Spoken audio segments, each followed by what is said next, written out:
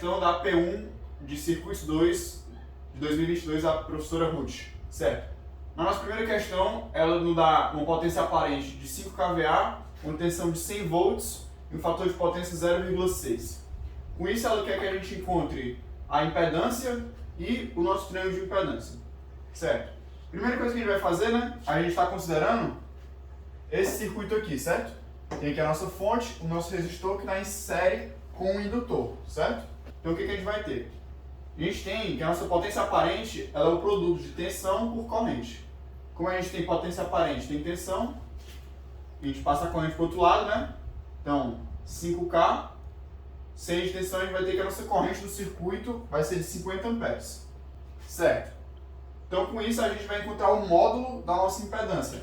Como a gente sabe, o módulo da impedância é tensão sobre corrente.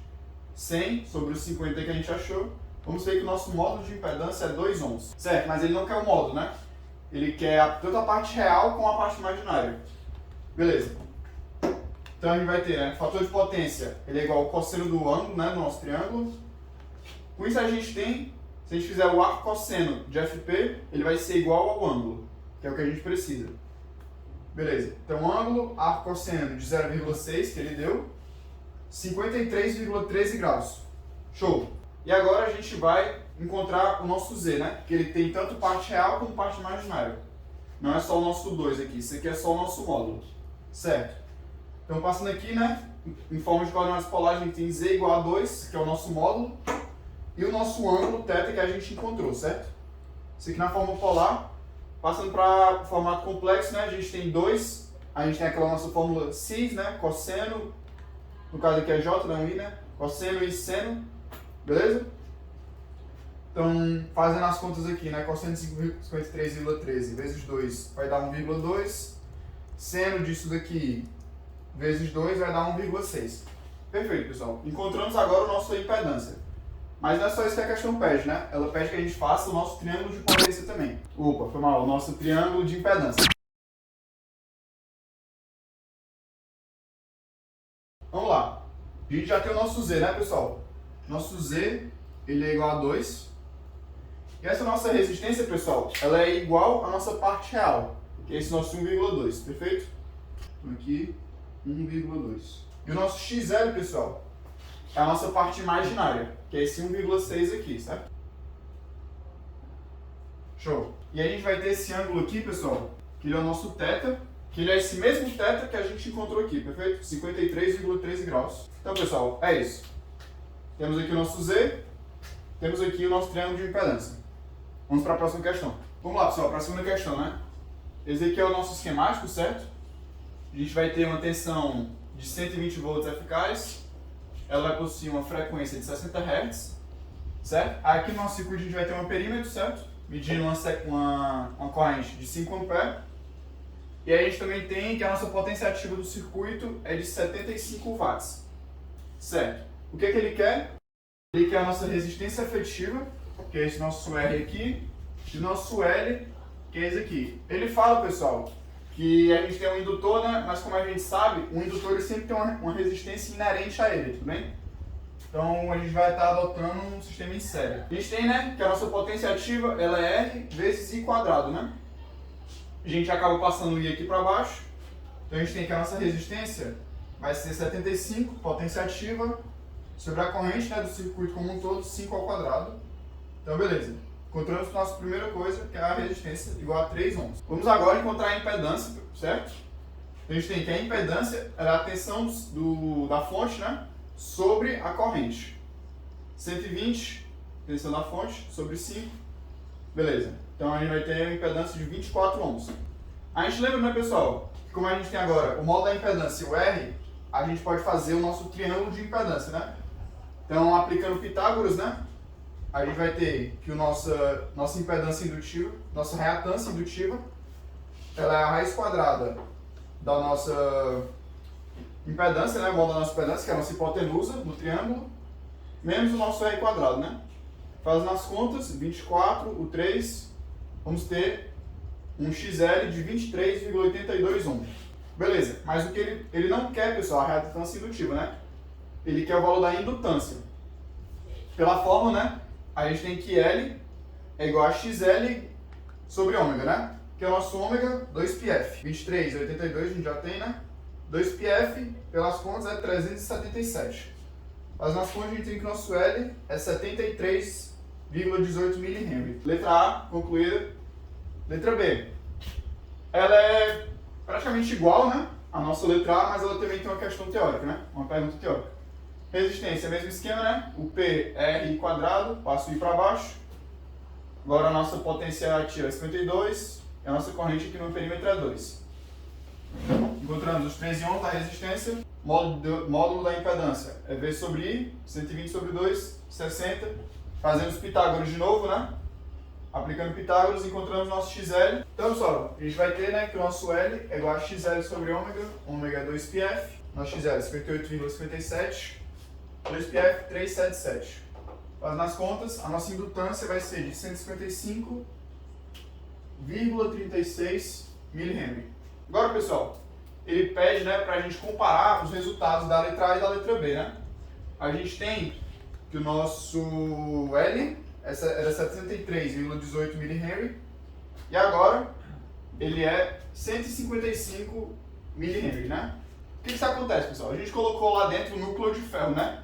O que esse núcleo de ferro faz? A gente tem aqui esse nosso Mi, pessoal. O que esse nosso Mi da fórmula, né? Esse nosso Mi, pessoal, é a permeabilidade magnética do meio, que no ar é muito menor do que no ferro, né? O que acontece então? Se a gente aumenta essa nossa permeabilidade magnética, a nossa indutância também aumenta. E a gente tem também que a permeabilidade magnética aumenta a resistência à passagem de corrente. Essa resistência à passagem de corrente é o nosso R, certo? Nosso R eficaz dentro do nosso indutor. Beleza, pessoal. Então essa é a nossa segunda questão. Vamos agora para a terceira.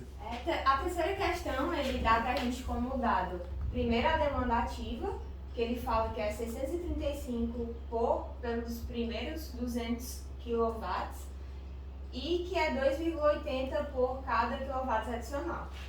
E depois ele fala que o valor da demanda reativa vai ser 0,6 por kW superior a 50% da demanda em quilowatts que ele vai ter, né, no sistema de demanda.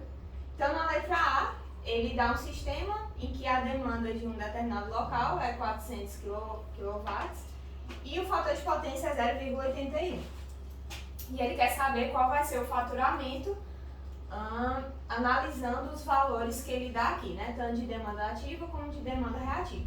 Então, o primeiro passo, a gente vai utilizar, a gente já tem um valor dos 200 kW inicial, que ele já dá, que é 635. Então, para esses 200 primeiros, a gente tem 635 e para a potência adicional, a gente vai ter 200 kW, já que a total é 400, então a gente vai diminuir as iniciais e vai sobrar os 400 kW adicionais, né? E aí a gente vai fazer o cálculo de acordo com os dados que ele dá. Para cada potência adicional, a gente vai multiplicar 2,80 e aí a gente vai ter o valor que vai ser cobrado de R$560, beleza? Então, no total, a gente vai somar os dois valores e vai ter como a demanda total, o valor do faturamento, só da potência ativa de R$1.195, beleza? Por fim, a gente vai calcular da demanda reativa, né? Então, primeiro a gente vai ter que descobrir qual é a potência reativa desse sistema aqui que ele nos dá, né? Então, para a gente descobrir qual vai ser a potência reativa, a gente usa essa fórmula aqui. A potência reativa vai ser igual à potência ativa vezes a tangente do arco cosseno do fator de potência. Então, a gente substituindo os valores, a potência ativa que ele dá, tangente do fator de potência, que a gente tem também. Então, a gente vai ter no final esse valor aqui de potência reativa, que vai ser 288 VAR. Para continuar o nosso cálculo, a gente vai ter 88 VAR adicional, né? Já que aqui a gente vai ter 288 VAR no total de potência reativa.